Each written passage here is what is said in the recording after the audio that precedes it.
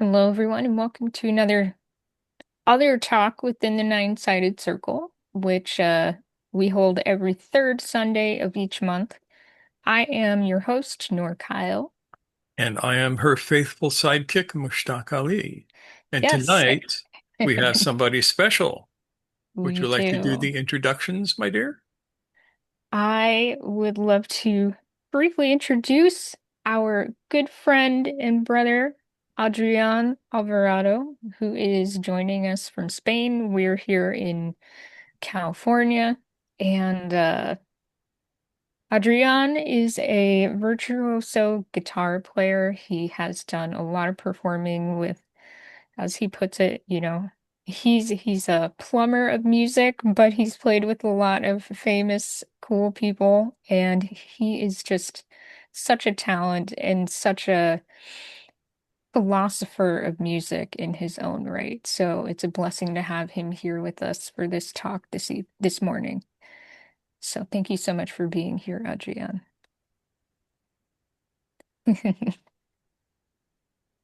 I'm not able to Yeah. hear you, Adrian. Yeah, you got to turn your speaker on.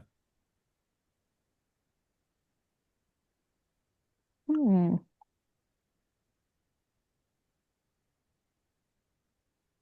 No, you're not muted.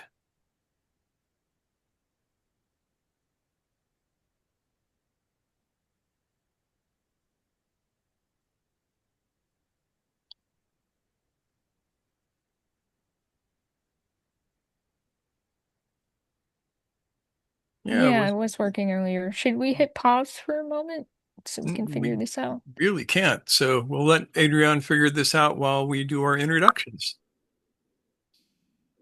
Okay. All right. Well, we have introduced ourselves, and this is the The- Nine-Sided Circle. We are supporting people to be awake in a world that is frequently desperate to keep us asleep. And so we have done about 7 years worth of videos for you to watch where we help to, in any way that we can, we try to offer information and guidance that allows people to join us in this challenge that we all face to be awake, aware, and adult in a world that would like to keep us asleep and keep us from being full conscious adults with strong values and a sense of care for not only ourselves, but for the world around us. Anything you'd like to add, Mushtaq? I guess the YouTube spiel the is YouTube in order. spiel. Yes. So thanks for watching us. If you enjoy what we're putting out, please feel free to help us in our wars of the algorithm and hit the like button and perhaps even subscribe to the channel because every subscription pushes us further up in the algorithm for whatever reason. And leave a comment. We love to have comments. So you'll have to be a little patient sometimes. We moderate all of our comments, but uh, we will get around to them. So there you have it. Yep. And we So have a whole what's our bunch of, topic tonight, my love? well, our topic this evening, what did we title it? Let me, We titled it uh, Creating Legominisms Through Music. Sound as a Vessel for yes. Truth. Yes, yes, yes. So our hope this evening, this morning, is that we will be able to share some music with you to demonstrate the principles that we're talking about and not just, cognitive ideas, but to really feel the experience of it. Because that's important when it comes to legominisms. These are not just abstracts, these are things that are embedded in lived realities. That's key. That's part of how the knowledge within them is revealed to us. So it's a sensory experience Yeah. as much as an intellectual one. Yeah, and the idea here is music as transmission, not just as entertainment. For centuries, millennia, music has been used to store information to be passed down from generation to generation. Uh, and we can see the remnants of that even today. Everybody here is probably familiar with the song Scarborough Fair because Simon and Garfunkel did it. But that's a very Yeah. old song, and it has I, a lot more to it than people realize. yep. We talked about that in our magic video, I think. Yes. Yes. And I even did a little Yeah. Sang a couple of rendition of it. verses of it. Yeah. Yeah.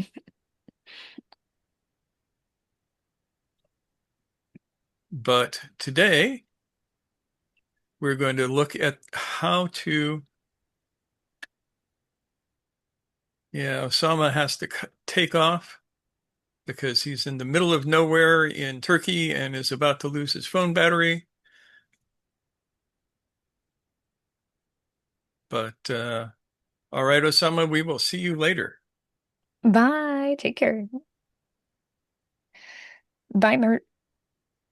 Okay. So, Adrian, do you think it might be helpful to log out and log back in? Or turn your microphone back on and see if we can hear you.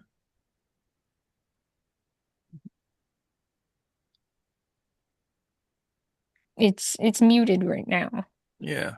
Unmute. Now Yeah. I'm Ah, here. Oh my yes. gosh, it's working. Back.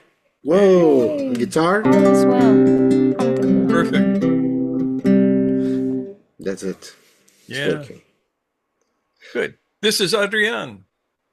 Yes, and hopefully I didn't embarrass you too much with my Diploma of introduction. music. That's how I define myself many times. Yeah. I mean, he's underselling himself, guys, but Yeah. that's And he that comes is from a couple him. of traditions that fall right into this, not the least of which is flamenco, which Mhm. is a very eclectic style that how would you say it, Adrian? What is flamenco? Mm. Well, flamenco are many things at the same time. It's a very polyedric kind of art form. But I would say that's something that I said before, especially to shock the flamencos, to bring them to pay attention to what they are actually doing. And sometimes they're not all aware of it, even though it's such a powerful vessel, is that flamenco is able to expose very dark sides of us, bring it, bring it to be visible. It pushes up lots of things, inside us, and many of those that we don't want to be seen, they get revealed by flamenco. That's my version of it. But not only that. There's Yeah. a lot of joy and party and community and sharing, and mainly is a very family neighborhood rooted art form, and it's uncommon because it's very complex, you know. But and this it was transmitted, generation by generation. They started to transcribe to musical notation flamenco, the chant and the guitar playing, the comps and everything. And very recently, there were attempts in the 19th century, but like really doing a good job trying to recover that art form is very recent. So before it was just oral tradition. You learn with your father, with your grandfather, with your neighbor, no, and it's also a thing that has very much a reverence to the old folks. They they are included. This is something that in Spain is very transversal too. So you have kids and old people and young people all hanging together. And flamenco has this thing that the modern flamenco does not disown, quite the opposite. Super honors what came before. No. There is a silver lining from in the flamenco development, no, Yeah. in history. And the way the music is created, the palos and that sort of thing, very similar to the makams of the Middle East and the daska of Iran. Modes that allow you much, much creativity and individuality in what you do and make it easy to load ideas into it, to hide subtle truths sometimes, or really Yes. blatant ones. Yeah, yeah. Yeah, I mean mm, there are like 160 different uh, musical forms in flamenco with a variety of meters and metrics, sorry, and and scales and variations of scales. You see, flamenco usually you have this scale would be the Phrygian mode, but in flamenco you have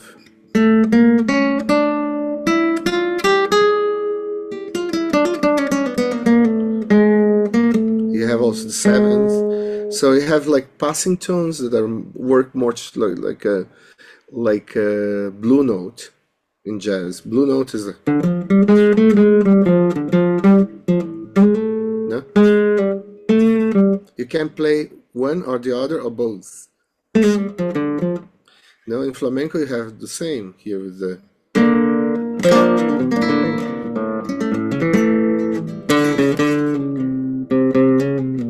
no.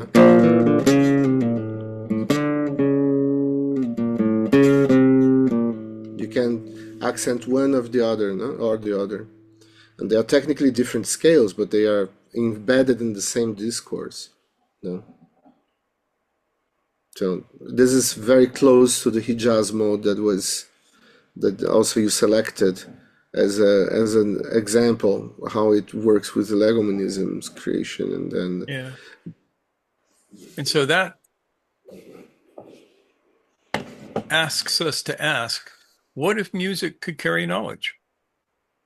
Not just the lyrics, but the vibration, the structure, the silences. And the answer is it does. And we Hmm. have a lot of examples through history. One of my favorites is the epitaph of Sikelos, which is Sekilos, yeah. Sikilos, whatever. I don't speak that kind of Greek. Yeah. Um, so this is the oldest full music that we know of. It both has the musical notation and the lyrics carved into the stele, uh, and it's about 200 BC. And it's a message that includes knowledge. It's a very simple message that there are only two verses to the whole thing. One tells you what it is, and then the other tells you what the message is with a very simple melody.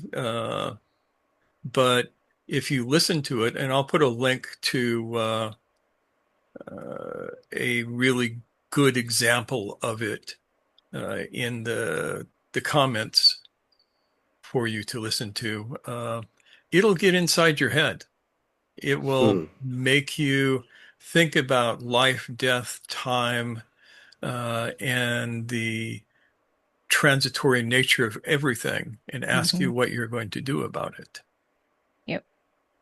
It's lovely. It's worth a listen. Yeah. But that's just to start us off. So we remember that a legominism is a vessel for preserving knowledge, deliberately encoded, designed to carry deep truths across time. And across time means across culture, across language, across history, across the rise and fall of civilization, especially that, so that these ideas will not be lost. And the examples that we tend to use are some of the ilahis. An ilahi is a kind of song created by the poet Yunus Emre, which basically they travel around through the countryside. You will find people humming the tunes that go with the songs, singing the songs under their breath, singing the songs in gatherings, all through the Turkic-speaking world. And these songs, as we looked at, what was it, 2 weeks ago? Yeah. Last week or the week before, yes. Yeah, a week before. Yeah. They carry an important message. The idea that the caravan is departed. Why are you still sitting here on the mountain is something that can get in your head.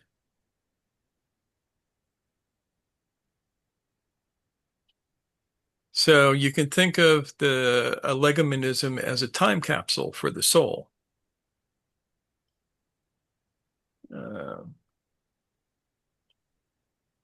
And it's a script that is in vibration.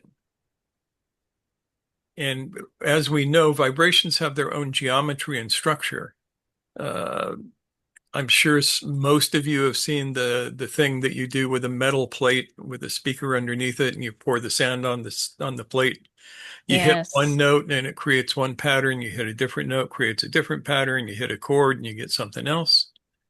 And that in itself carries a certain amount of information. In music like flamenco, for instance, you can have the same rhythmic pattern, like a 12-beat pattern. You can use the same notes and produce two totally different feelings. My favorite example of this is Bolerias, which is one of the oldest flamenco palo, and Alegria, which are both done in 12 beats. And this is Adrián's cue to give us a sense of the both. So you have, for example, Solar por Bulería.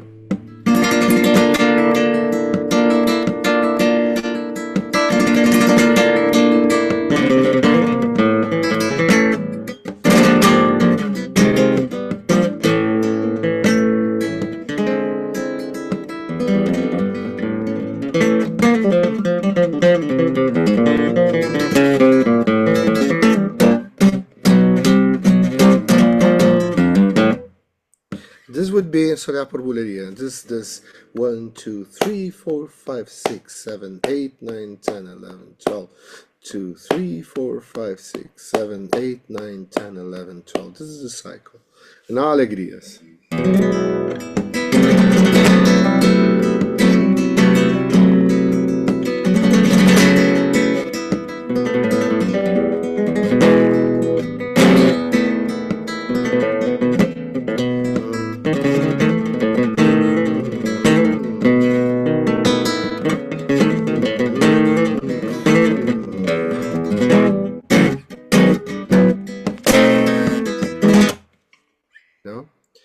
So you have the same beat, the same organization tempo, but a radically different sounding experience, right? One is major, minor, major, and the other have this flamenco tonality, which is called Andalusian cadenza.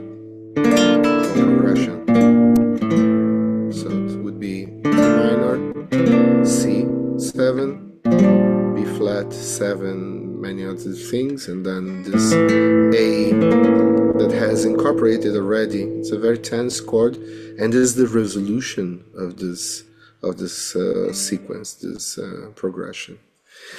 I would like to say something about what you just mentioned about the vibration. This is super important because actually it's a very good image, right? The Chladni plate reveals to us how sound behaves, and the notes and the difference of vibration, or of I mean frequencies. And what happens to that is in the Chladni plate you have that flattened on the surface, but actually this is happening all the time in 3D in all directions. So sound, that pattern, and of course if you take one note is one thing, but if you have like a song, I don't know, a Mozart sonata, or I don't know, or Mahler symphony, or a flamenco piece, or Nusrat Fateh Ali Khan, or the Makam that or the Ilahi, they will have a very specific pattern in the development. And then I can go even a little bit further, because the intention that you imprint when you execute the notes will have an impact also in that pattern. So I'll leave it there, and then Yeah. And Ian has a question or a thought or something. Thank you, Adrián. No, I was just going to mention that there's actually a fairly famous mathematical paper called Can You Hear the Shape of the Drum? And I just did a search for it, and in fact there's a whole Wikipedia article called Hearing the Shape of the Drum. So we will Nice. definitely encourage people to look that up. So here we are. We know that music is a tool that can encode knowledge. How? How do you do this? How do you transmit rather than just entertain? And that's the important part, right? Because Yes. this is not about emotionally manipulating people in some way, good or bad. This is about offering some kind of resource that lasts. So how do we do that? First, you have to work on yourself. Just basic work on self. Get to the point where you can remain awake for a certain amount of time. This requires intention. When you create a legominism, you have to have your intention there. Second, it requires skill. And there's no way to get around this. If you do not have the skill as a musician, all of the intention in the world is not going to help you. Or the skill as a poet.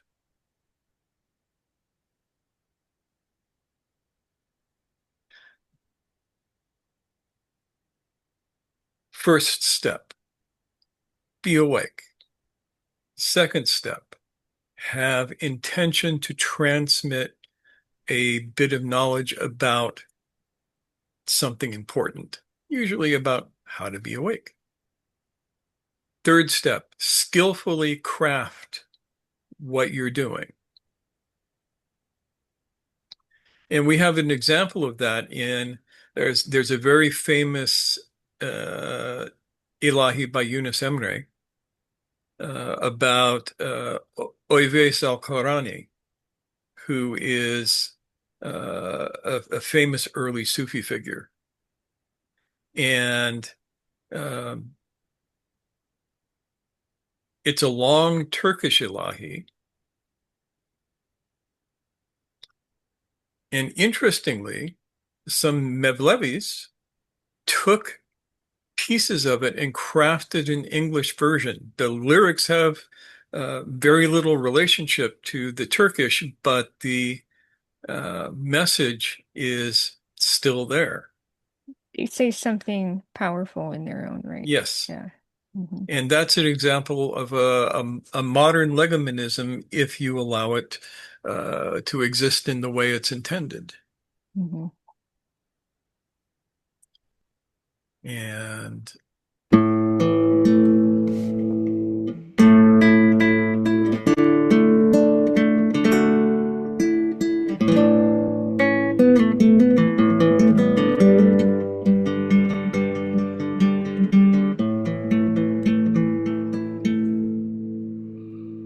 Best of men are hidden, the world's upon their shoulders. Best of men are hidden, the world's upon their shoulders. In the land of Yemen, Wesikarani. In the land of Yemen, Wesikarani.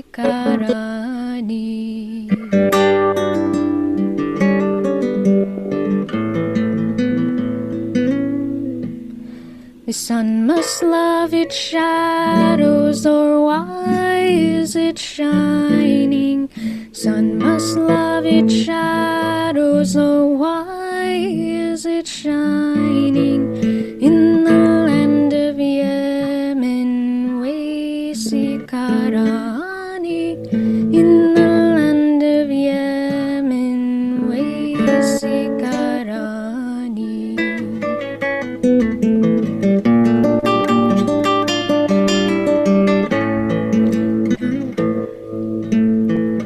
Night is illumined, the moon within is rising. Night is illumined, the moon within is rising. In the land of Yemen, Wesikarani. In the land of Yemen, Wesikarani.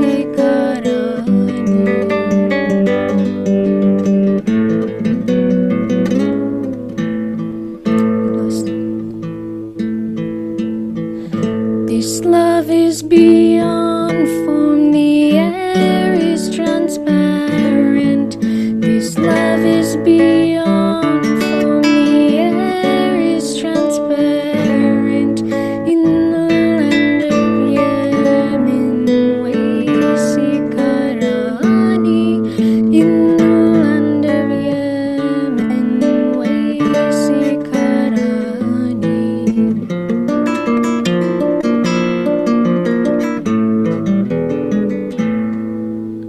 This desert's made for worship, the heart reveals horizons.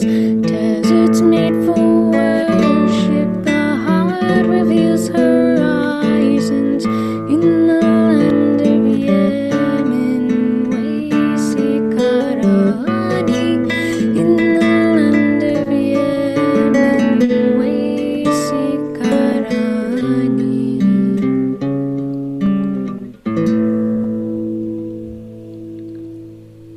And we've just done something that is nearly impossible, which is to make more than one part music across Zoom.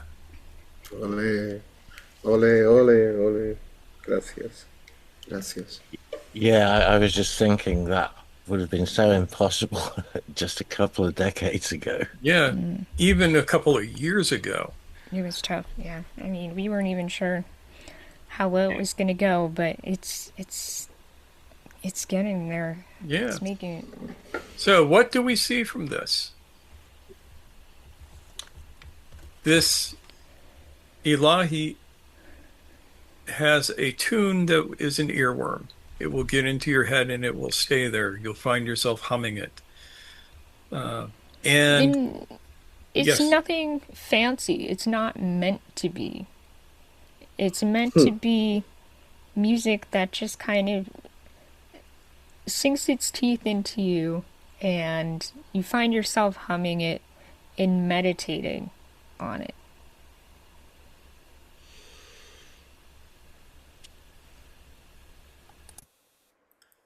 And If you, I'm Yeah. sorry. no, after you. Adrián, please. Yeah. Please. No, if you narrow down most of the music that really matters, I mean, really has an impact, they even a symphony, they will have a kind of a core thing like a motif, right? Hmm.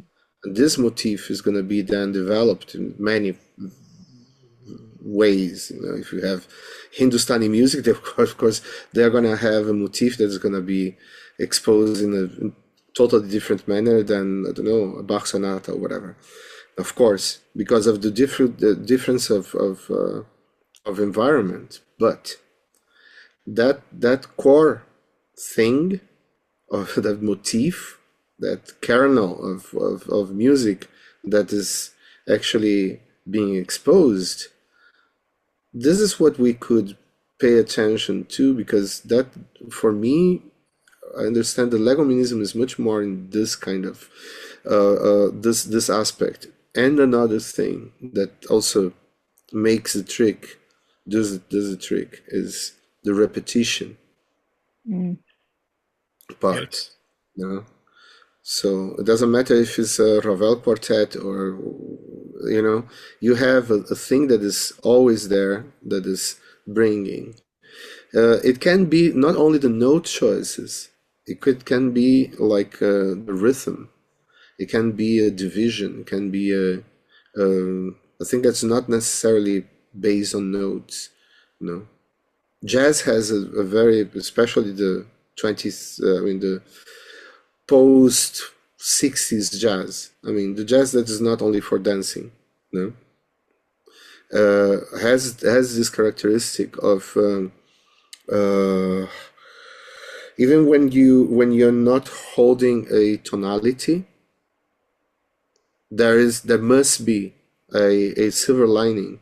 Otherwise the discourse gets fragmented. And jazz musicians, they hate when other people, or not other people need to understand that in order to really call themselves jazz musicians. There are many things, but one of those is, no matter how crazy is your improvisation, has to be respecting what came before and going somewhere, Mm. right? It's not just, go and vomit some licks, or just, Yeah, so or just, runs that just seem to like take off and steal the whole thing. yeah, no, yes, yes. Yeah. And I have to be very thankful with my experience with Santi Debriano and Orchestra Bembe. They are just incredible musicians, and they introduced me to the real experience of free jazz Mm. improvisation. You know, that for me it was kind of a mystery, right? You listen to Coltrane or Sun Ra or many others, and then you are part of it, and you see that actually, within the apparent randomness that's happening, it's not. It's like a pure communication in between the people who are doing it. And now when I listen to good free jazz, you can feel the thing that can be revealed also in that kind of environment. So I'm just saying, this is my Yeah. own impression, And on that on gets that. us to a very important point, which is not everybody is going to receive the legominism. Mm. In order to do that, you have to be awake to it. You have to be uh, trained to it almost. And so we get things uh, that are transmitted through culture, through various cultures, that are legominisms that people don't understand as legominisms. Say that three times fast. Uh, because they have not prepared themselves to it. So millions of people have sung uh, Yunus's Ilahis. Millions of people have sung from the Masnavi or of Rumi, or from the Divani Shamsi Tabriz. Uh, and you hear it, but you don't get it until you do. And this means that legominisms are mimetic in a certain sense. They act as if they were a virus.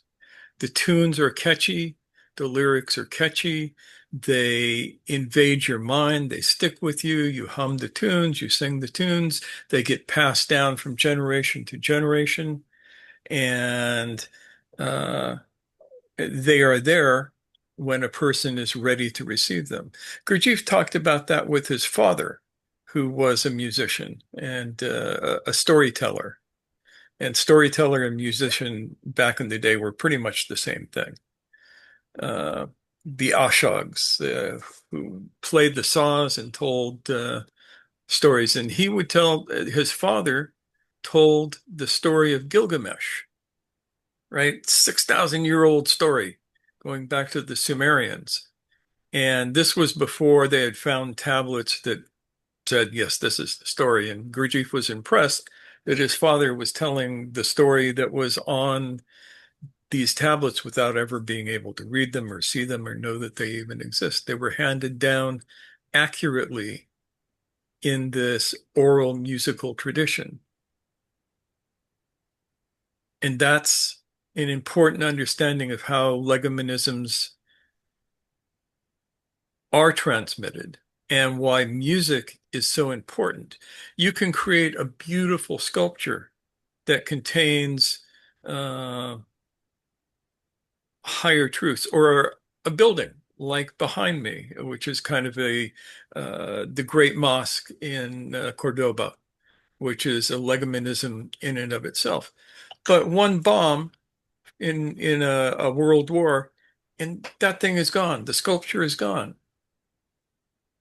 Music has staying power that other forms of legominism don't necessarily have. A Because it's so physical easy object to, can be destroyed, but it's really hard to destroy a song. you share it and it becomes embedded deeply. Yeah.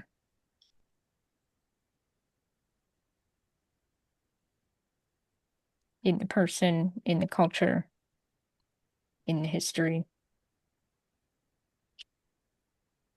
So,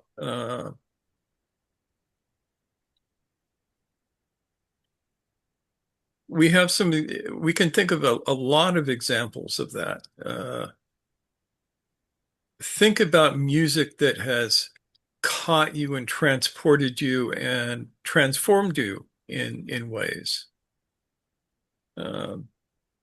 For me, when I was but a lad, learning things, I encountered for the first time the composer Ralph Vaughan Williams, English composer, and what I consider his best piece of music ever, which was The Lark Ascending. And especially the first movement of that was literally transporting to me. And again, we'll put a link. I'll find a good version of that on the interwebs and put a link to it in the description. But I'm sure everybody has something along those lines. What is a piece of music that not just touched you, but changed you in a fundamental way? This is not rhetorical. If you can think of one, feel free to answer.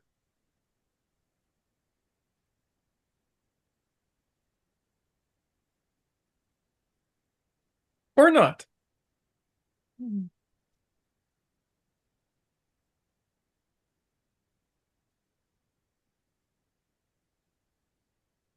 Because otherwise I'm going to go rambling on again. For me, it was something that changed my life literally. I was 11. My mom's cousin, I was living in Brazil, sent us a tape of Paco de Lucia, Solo Quiero Caminar, and I got obsessed. I couldn't sleep in the night. The cassette was playing in my head, and I decided that I had to do that. That was known optional. I was 11. That definitely changed my life. Mm. So, Bach was a powerful reference. Yes. Yeah. One of the great guitarists of our time. I would say is the greatest Spanish musician of all times. But, I'm a fan. Yeah. Yeah, I'm not sure if this is quite an appropriate one, but for example, I can still remember hearing Sergeant Pepper on the radio when it first came out, and in particular, A Day in the Life. I mean, it was just, it's changed what rock pop music or whatever you might call that genre could be. Um,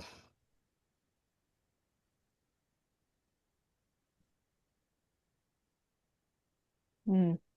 and one that has been really there for a long time for me has been the second side in particular of Blows Against the Empire, the first sort of Jefferson Starship. Yeah. And we have, Thank you, Ian. yeah, Rat mentions Dead Can Dance, which is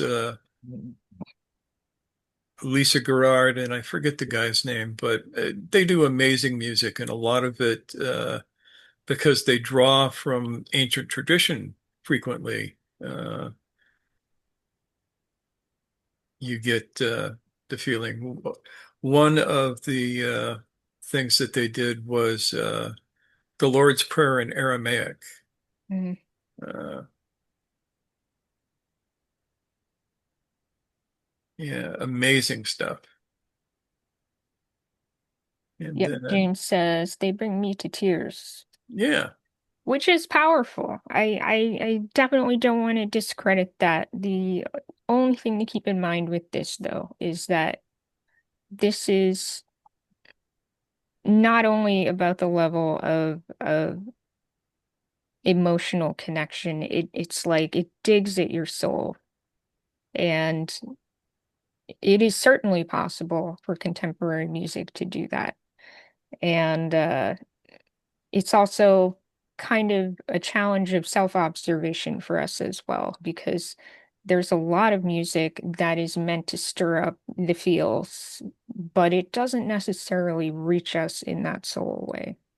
And so this is a way that we can observe, am yeah. I being stirred in a way that is meant to push my animal buttons, as it were?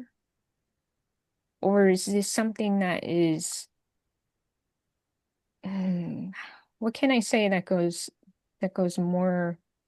You could say that legoministic music uh, works on all five centers, Mm, the three basic plus the two higher, as opposed to just hitting one or two of the centers. Most music that catches you hits either the moving center or the emotional center. mhm. Like it's Uh, got a beat yeah, that makes you want to but dance. proper legoministic music hits also the intellectual center, the higher heart center, the higher intellectual center, um, and stimulates them all if you Mhm. listen to them with intention.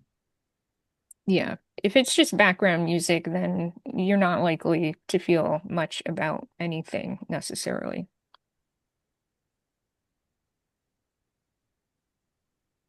Yeah, So and so Well, James, I would say something that is, well, how do I say that? There is music though that is trying to emulate the same effect of Legominism for the opposite. yes, You know, so the dark side of the force, which is to keep people stupid, basically. And we have been seeing that happening Maybe we are old timers, but most of the music that has been produced in the last 30 years, 20, are just like the regurgitation of something that came before, but in a worse version of it. So unfortunately, that does not mean that all the things that have been produced, of course not. There's a lot of musicians thinking now we are in a moment where, because of the speed of the exchange of information that's so intense and so fast, so vast, we have very good musicians. Technically speaking, information is all over the place. So that's Hmm. not the point. But those people, they have no reach, because the three companies that hold the the distribution in the world right now, it became Hmm. so bad because all the small labels just disappeared. You know, and so it's a fallacy that we have, like, oh, you go on the internet and you can listen to anything from, I don't know, court music from, I don't know, 14th century Japan to, I don't know, the latest hip hop, whatever, you know. Hmm. And this does not happen because people are also fed only, it's like a kid that only eats McDonald's burgers. Yeah, And then you that's come yeah. with a salad and they said, no way, I'm not gonna eat this. It's green. Yeah, but it's good for you. No, no, no, no, no, no, no. No. So just saying. So this is very important that you just said, you both actually, with the don't get into the trap. If that's the usage that you're doing of making of music, to try to pay attention and remember. It's definitely it's mandatory. It's very important. It's crucial that you have a certain intention, both making the music, producing the sounds, and receiving the music in order to decode it inside, and not falling to the trap of being emotional, getting emotional because of it. Because it's not what it is supposed to be triggering, or not only, right? Hmm. Yeah. Yeah. I mean, I agree 100% with what you're saying, and I am only hedging a bit because I feel like there's a lot of like sensory enjoyment in just listening for the emotional high. Hmm. Definitely not dismissing that we can take a vacation of sleep and just like deep dive into the the McDonald's or just the emotionality. It doesn't have to be necessarily McDonald's quality mass-produced music, but if we are on the path of working on ourselves, of digging in and really trying to observe how our buttons get pressed and absorb the wisdom contained by these legoministic works, that takes a bit more purposefulness, Yeah, it takes, directed attention. yeah, it's Absolutely. definitely takes skillful listening.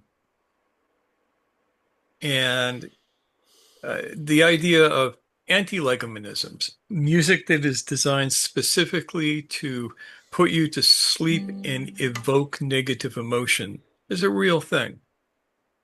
Hmm. Um, I was thinking of one song that was out recently that was designed to do that, which I think the title was "Try That in a Small Town," which Mm. is a pseudo country ballad designed to evoke anger and othering an entire group of people. Yeah, that And came out last summer, I think. yeah, and it got very popular for a little while. Mm.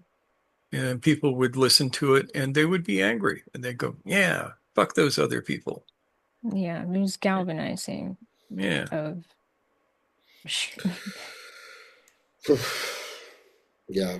Yeah. So, But it's also the banalization of everything, the sexualization, over sexualization. I mean, sex is good. That's not. I'm not like a monk or anything, but like the over banalization of things, right? Everything is just worthless. It's cheap, and it's like it's I don't know. Reggaeton, man.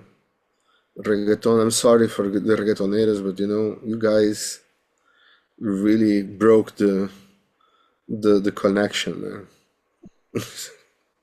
Sorry. Yeah.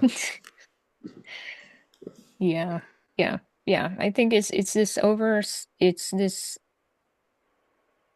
it's just like slamming on those dopamine or those response buttons as opposed to artfully navigating the way that music moves us. Mm. So we have some things in the chat.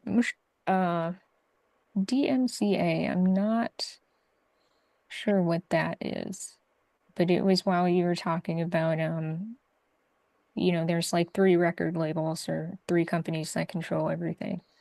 Intellectual property. Oh, yes, yes, yes.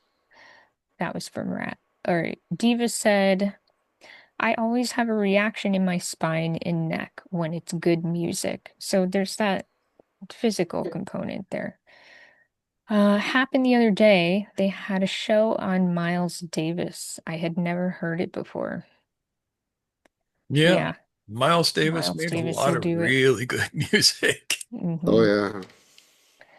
Yeah, And go ahead. yeah. I was just going to say, I remember the first time I heard Miles Davis. It was on a late night, actually, sort of past midnight radio show back when I was living in Santa Barbara and used to listen to a lot of radio overnight. Mm. And it was a long piece. I think it was like 20 minutes. And unfortunately, I don't know what the title was, and I've tried finding it on one of his albums since then, and I've never been able to find it. Mm. Very frustrating. If it's 20 minutes, like modern, like mid 70s Miles Davis, that would be big fun. Maybe that we big fun. It's an album. Ah, Big not, fun. yeah, I don't recall hearing that. Yeah, Yeah, maybe it's that maybe Um, not. one. I mean, if you didn't listen to this one, please do. You're gonna enjoy, man. I, yeah, I don't think that's one I'd come across when I was looking. So that that's wonderful because it was it was just an amazing experience. Mm, yeah. Enjoy. Yes. All Yeah, right. it would have been sometime probably early 80s, I would think, when I heard it. Um, Give it a shot. Report back. yeah, the people who did sort of overnight shows on the radio back then in Santa Barbara Mm. Mm, played a lot of really good music. Definitely not mainstream stuff. mm. All right. Well, So James offered some thoughts on what he felt might be legominisms, but they have moved him in the past, so I want to make sure that I at least include him in the conversation. James said Amazing Grace is one that has resonated for him. yes. Uh, The Wreck of the Edmund Fitzgerald. That's a ballad about a ship that sunk in Lake the Great Superior. Lakes. Yeah. Yeah. Anarchy in the UK is pretty iconic, yes. Pink Floyd's The Wall album. And James says, I don't know if any of this is really legomenistic, though. Not necessarily, but they're good examples nevertheless. Hmm. The Mm, Wreck of the Edmund Fitzgerald is a song that Gordon Lightfoot did it originally, I think. And did it really well. It will grab you by the heartstrings. It will make you feel for these people. And it wasn't even that long ago. It was like the late 50s, early 60s when the ship went down. Mhm. Um, and for But people who don't know, Lake Superior has more wrecks than the Pacific Ocean does. I mean, it's just Wow. it is a mean sea. Uh, yeah. and Mm. I mean, we spoke about the Bulgarian voices, the yes, Mystère de la Voix Bulgare.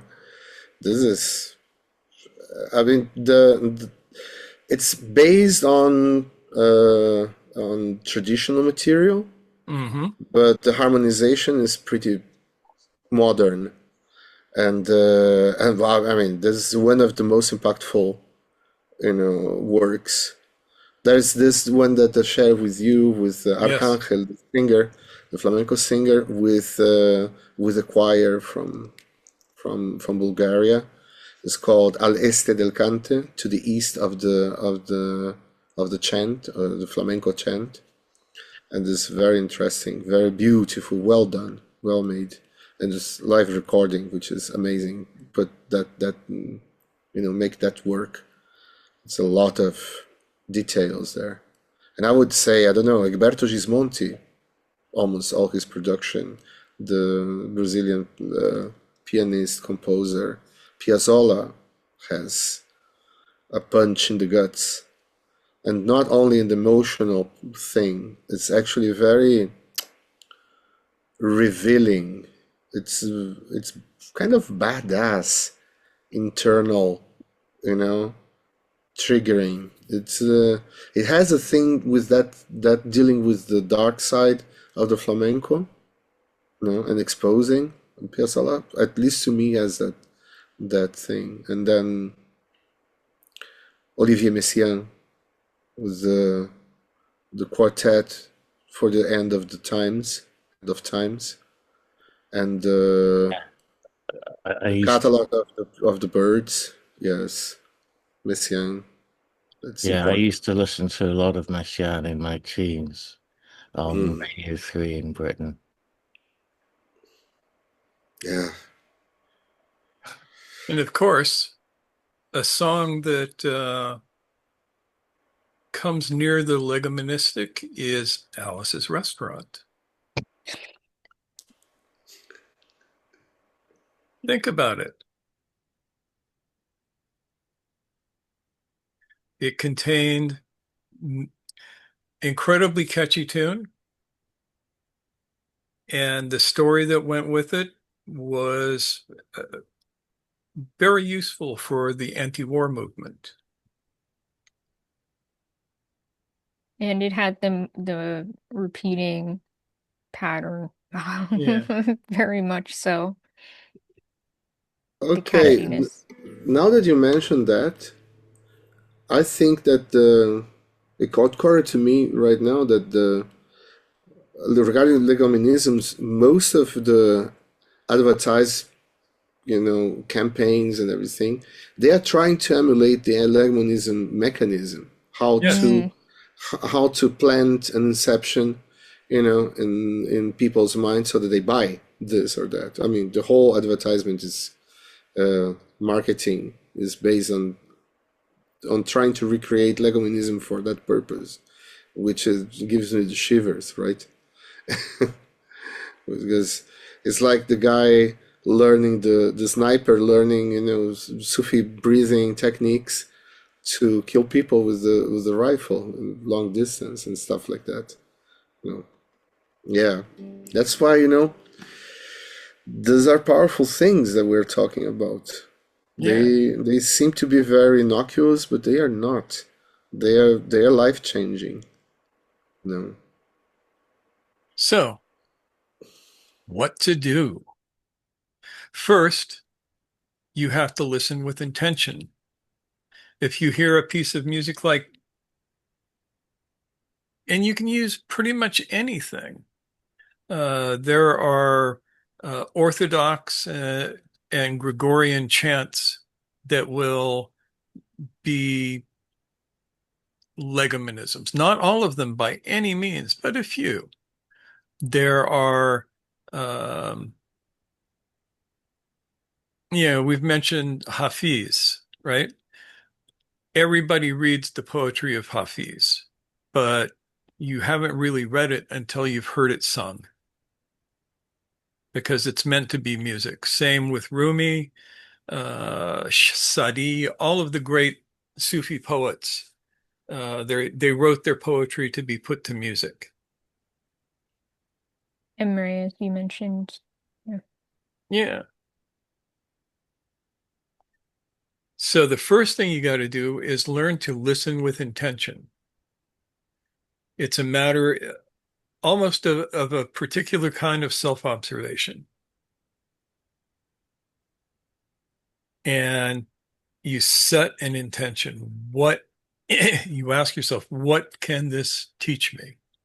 You listen to somebody read The Conference of the Birds by Attar, which is one long poem that is put to music, and it teaches you something. Yeah, Attar's Conference of the Birds is definitely and without a doubt a legominism that even carries through into translation.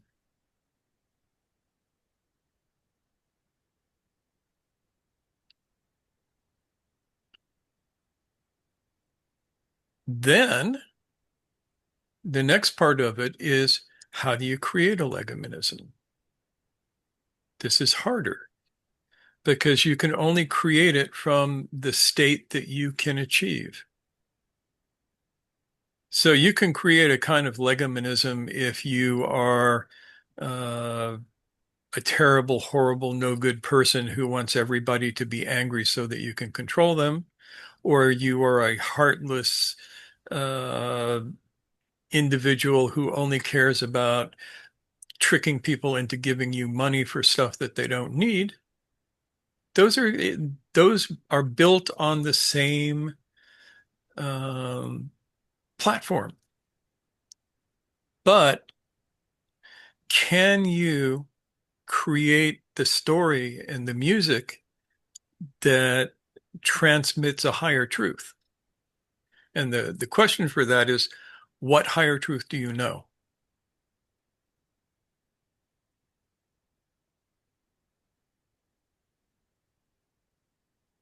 So ask yourself, what do I know to be true? And then how can I express this? And that act of expression can, with a certain amount of work, become a legominism. Does that make sense? Any questions or thoughts people might like to share?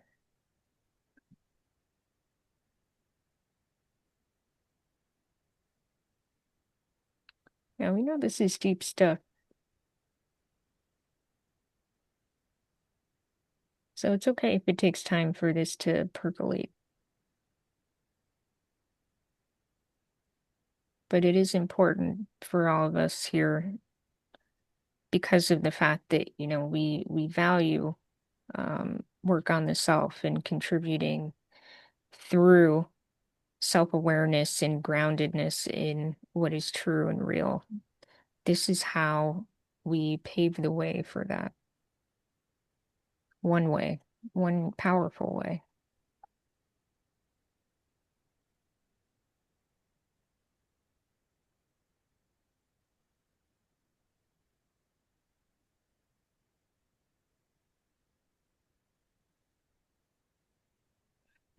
James, what's on your mind?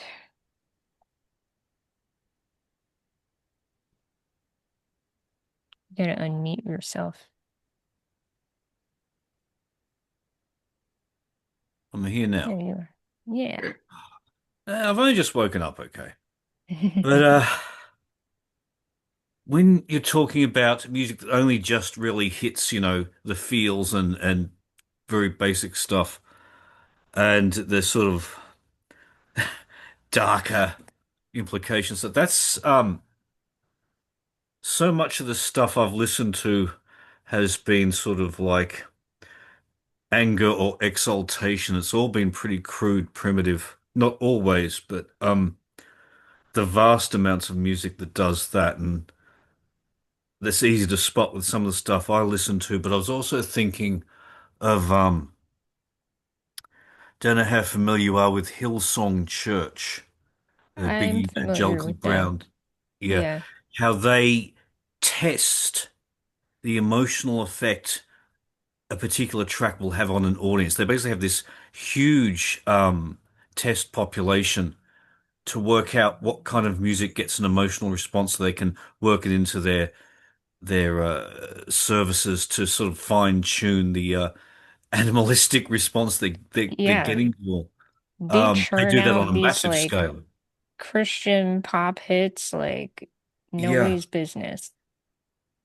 Um, but I was also thinking when I first saw the sort of documentary film Baraka, if anyone here is familiar with that, which Yeah. is basically one long musical piece set to scenery. I thought that seemed to be trying to evoke something of wider range and depth. Whether it I have not succeeds, seen that.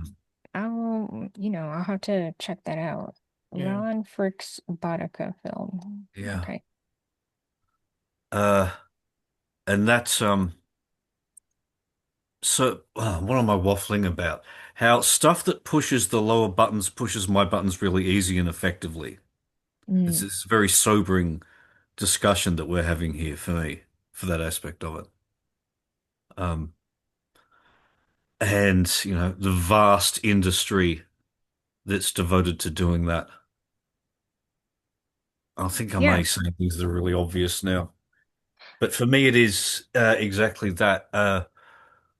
Working out the buttons that get pushed and why, and sort of disentangling myself. Okay, I'm starting to waffle and just talk in a circle here, so I'm done. That's This is okay. interesting though. Yeah, I mean it shows Mm. that you're giving thought to this and this is Mm. work that not everyone is going to want to do. They're going to be like, I like the way it makes me feel. I just want to Yes, soak in that yes. 24, like I have no reason to critique or question or unpack that. I just want to enjoy what I enjoy.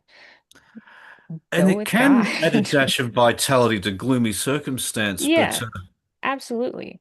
But again, this is how if we can read how music affects us, we can use it as a tool in our toolkit mm, towards intentional aims. mm, Yeah. I have done this myself. Mushtaq does that. So it's valid, but knowing is everything. yeah. All Mm. right. Thank you, James. So, Rat had a question. Yes, Rat has a Diva relates to what you're saying, James. Yes. So you're not alone in that. Rat says, early on we heard that flamenco surfaces the dark. My part that's Rat's paraphrase, sorry. Um, can we hear a bit more about that? Would you Yes. like to respond to that, Adrián? You have to see the flamenco is rooted in a community. Uh, it's flamenco. First of all, comes from several different sources.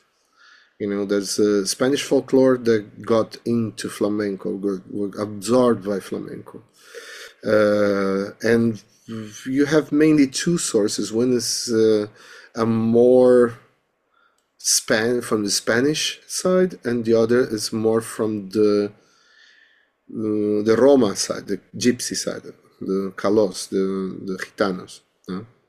And I would say this is what I'm saying is very roughly speaking. Okay, it's a very that has it's a very complex theme, and people are debating about that.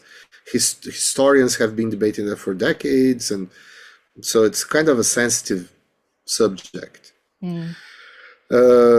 Let's say that the roughly that the flamenco that is based on rhythmic structures such as the 12 10 beats pattern that we exposed before, such as the Soleá de Bulería or the Soleá por Bulería, Alegrías, etc.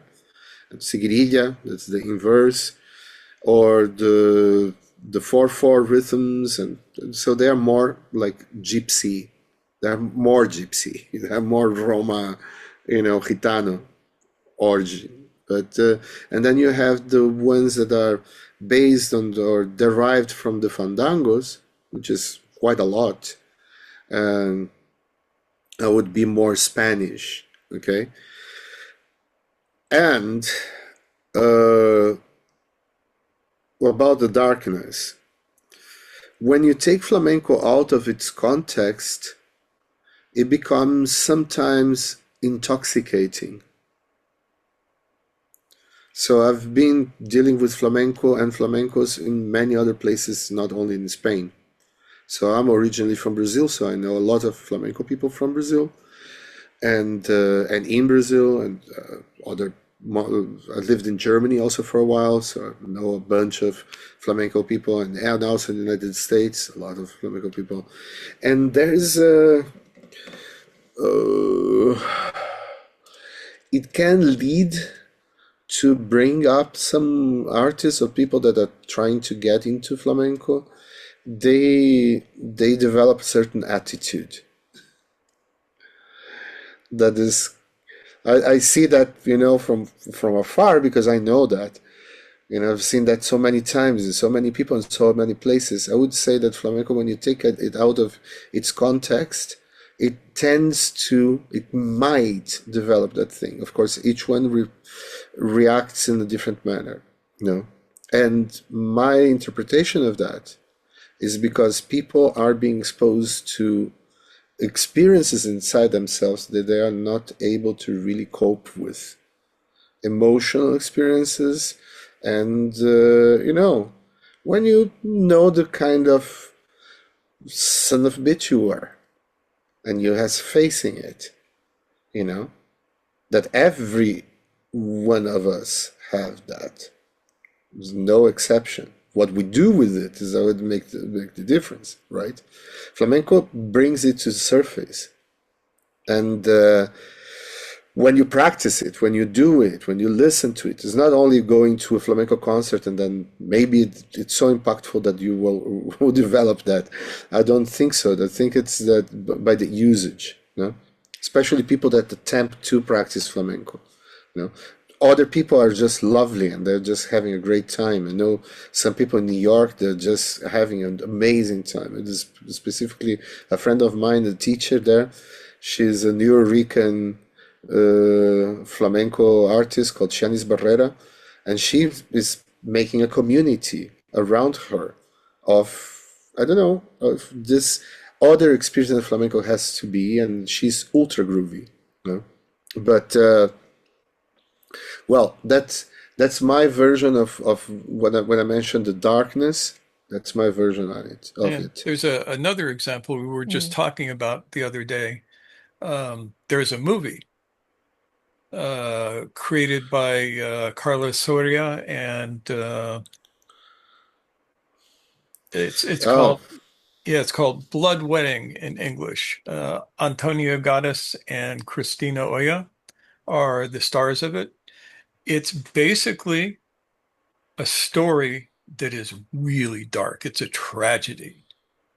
And through music, virtually no lyrics at all. I think there are two major thematic pieces that use words. One is the lullaby. Yeah, the lullaby, and the other is the initial song calling the bride to the wedding. Mm-hmm. And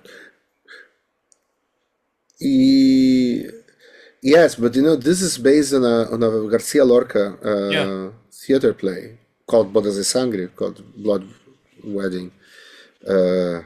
That's which another one, that has like an amazing production, and the guy was very prolific. Unfortunately, he was killed in the civil war. Some fascists got him because he was gay and he was a poet and he was doing things with the gypsies, this people. That is a lot of things. So they killed Garcia Lorca, but he dedicated part of his vast production to reveal or to play with the flamenco thematic and also the gypsy, the gitano thematic. You have the romancero gitano, for example. That's a big. That's it's called romancero gitano, which means the kind of the gypsy romance book, and but many other things. So Lorca, there's another one that is also very famous in Spain. That's not nothing to do with flamenco, but it's also the lyric is so incredible. Is Miguel Hernandez? You know. Yeah. The, Yeah. And for Blood Wedding, I discovered that sorry. it is the full movie is on YouTube. So I will put a link to that down in the description. And you can watch it and see exactly what we're talking about. Plus, hear really good music, see beautiful dancing, and generally cool stuff. So, what's the takeaway from today?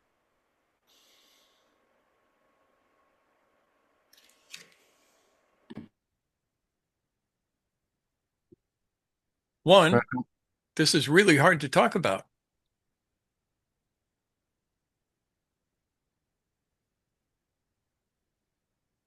And hopefully, we rather than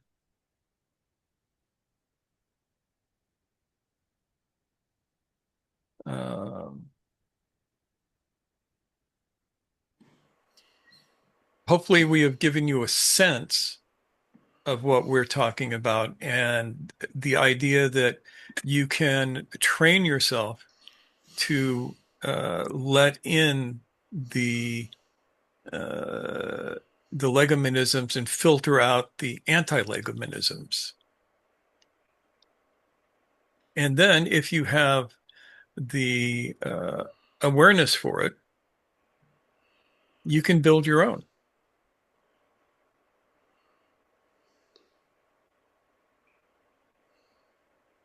Ian, did you have a thought earlier? Yeah, I was gonna say that perhaps to listen with more intent sometimes, and especially to be aware of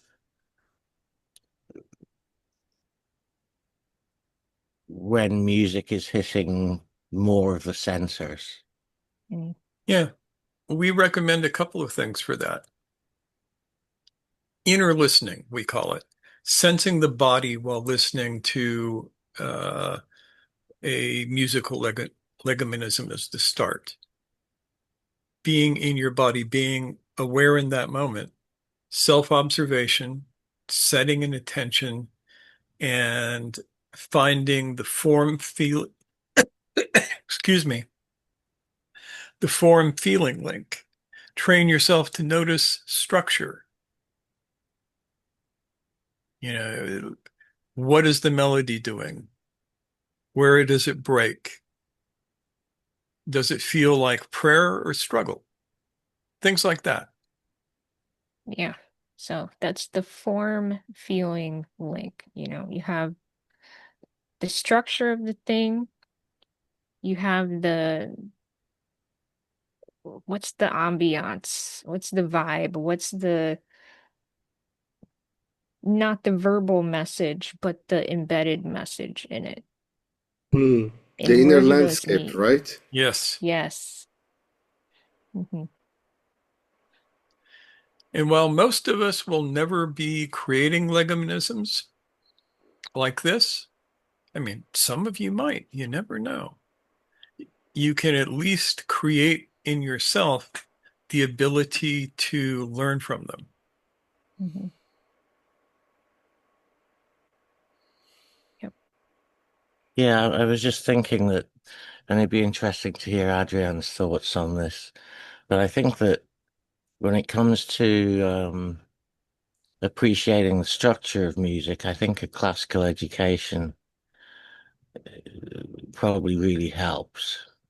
Totally. It sure don't hurt. Yeah. Yeah, there's a thing that in the Soviet bloc was kind of mandatory. Everybody had a decent musical education. Mm. And there was a guy called Zoltan Kodaly that invented a method he was himself a composer apart from being a pedagogue. And he invented this with the with hand movements. He would symbolize the sounds, and I saw that in action. I had a school in Madrid, and they were teaching that in my school, so I could see that. I never learned that. I never learned how to teach it, but it was impressive. In 6 months, you have 7-year-old intonating, being able to intonate anything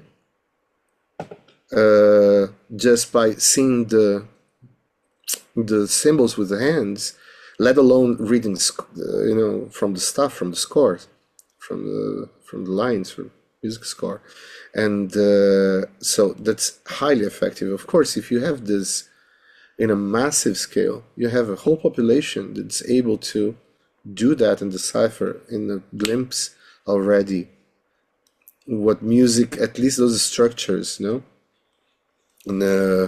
so of course that was prevented from happening. That's a struggle. Every time that there's a program that is useful to teach music to people, they cut it very, very, very fast. I think music is very dangerous. Music is Is very dangerous. very dangerous. Yeah. And the first thing that disappears when a society is so abused, musically speaking, is that it disappeared the critical thinking. Yep.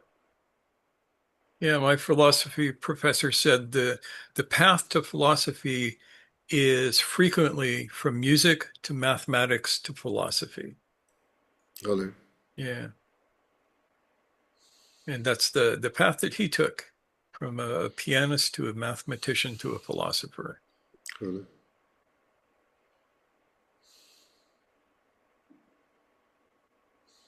But with all that said, I don't want people to feel like this is inaccessible to them if they do not have that education. It's just going to take time. It's going to take Yeah. an investment of your senses and Yeah. your energy. And the receiving part is not as hard as the creating part. Mm-hmm. The thing to remember. So even in translation, a lot of this stuff comes through. Mm-hmm.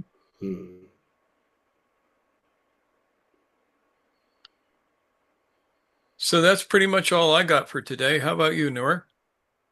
I think we have shared a lot of cool gems and a lot of food for thought. Yeah. Mm. Adrián? I'm just so happy to be here with you guys, really. This is incredible. It's been such a cool thing to have you join us and to share with you. I don't want to say perform because as we know, this was not about us performing. This was No, about us um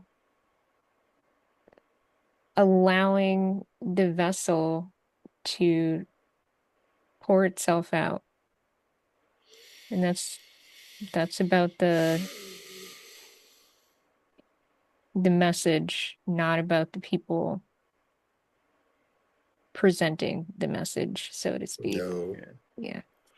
We're troubadours. Yes. Mm-hmm. So That's a whole nother story. yeah, yeah. So, But anonymity and yeah. and doing the So, thing. Adrián, would you like to play us out? Oh, wow. Okay, let's play something.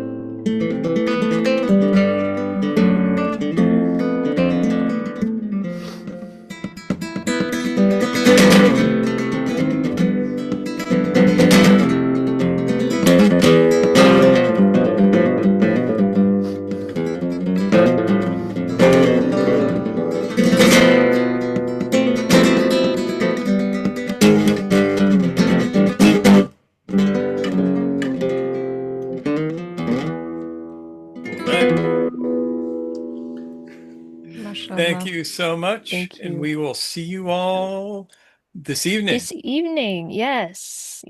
Let's shall we go to Brady Bunch mode for a moment? Yeah, we can. Aw. Let me make this happen. There. There we go. All right, Yeah, it says folks. bravo. Thanks, Noor, Adrián, Mushtaq, for a very special episode. You're welcome, Rat. Thank you Honor. for this opportunity. All right, so we will see you all tonight at 6:30 p.m. Pacific time for our usual Sunday talk. Take good care, everybody. Maybe we'll see you twice today. Bye. We can Bye. wave to each other, wave to everyone watching. Bye. Take care.